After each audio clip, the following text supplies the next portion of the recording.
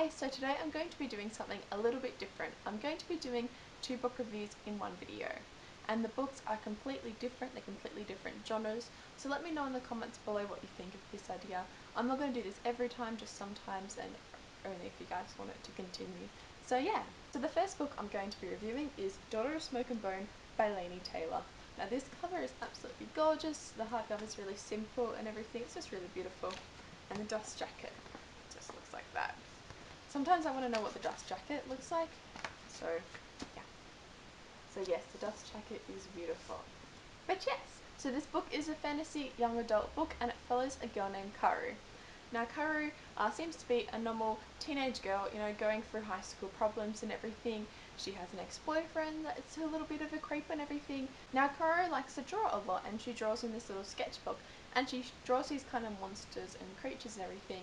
And then she says, everyone thinks they're not real, but they are. And then this book gets weird.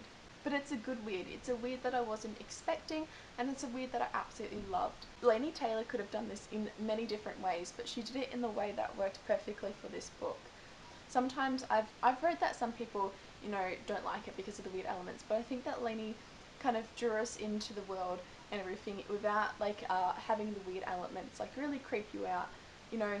And by the time I was like fully immersed at the end of this book, you know, I was completely okay with, you know, the fantasy kind of stuff that was going on, and I was really disappointed when this book ended because I'd just gotten fully immersed in this book. One thing I also liked about this book was the creative names that Lani Taylor uses. There's Karu, who's the main character, that's a really interesting name, and there's like characters like named Brimstone and everything, and I don't know, I just really love creative, interesting, you know, names, and this book is just filled with them. So basically Karu has her life kind of turned upside down in the events of this book, and I don't want to give too much away. I felt like I went into this book a little bit oblivious, and I feel like that's the way to go into this book. Not expecting anything and coming out loving it. And I hope that's what happens for you and everything. But yeah, Karu's basically thrown into a war and everything, and she's in between two sides, and yeah, that happens. And I don't know, I just love this book. As I said, it could have been done horribly, like the weird elements of the fantasy just being chucked at you could have been really bad, but Lani Taylor did it in such a way and immersed you so beautifully into this world that it just worked fantastically. If you like fantasy or young adult and are looking for something a little bit different, then I would definitely recommend this book to you, as I absolutely enjoyed it, and I gave it a 4 out of 5 stars, and I can't wait to read the next one. The next book I'm going to be reviewing is Coraline by Neil Gaimen. Now, I picked this book up because I wanted to read Neil Gaiman's work, and I actually have never read a Neil Gaiman book before. So this was my first Neil Gaiman book, and I chose Coraline as I have watched the movie like several times, and it is one of my favourite movies. So obviously, as this is one of my favourite movies, I absolutely adored this book.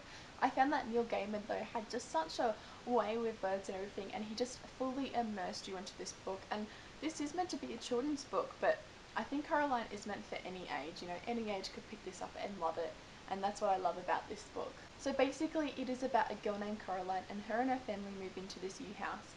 Now Coraline is gets bored very easily, and she likes to explore and do different things and everything, and she explores this new place to the brim, and her parents, she finds, they're often very busy, they work at home a lot and everything, so Coraline is often really bored.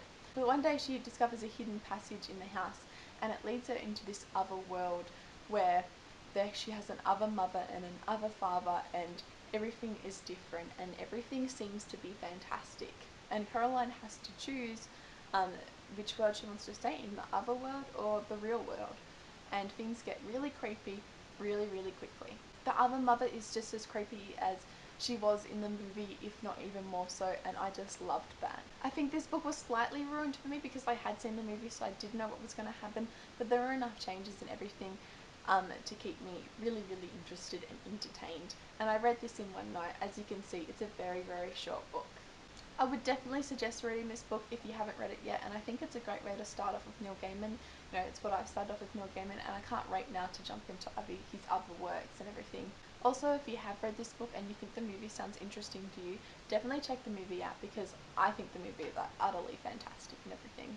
So yeah, I really enjoyed this book, and I am also rating it a 4 out of 5 stars. So these are the 2 books As you can tell, they're very, very different from each other and everything, but they were both equally fantastic and gorgeous, and they both had different things about them that just really drew me in. So as I said in the start of the video, let me know if you like this kind of format, and I might do it again sometime.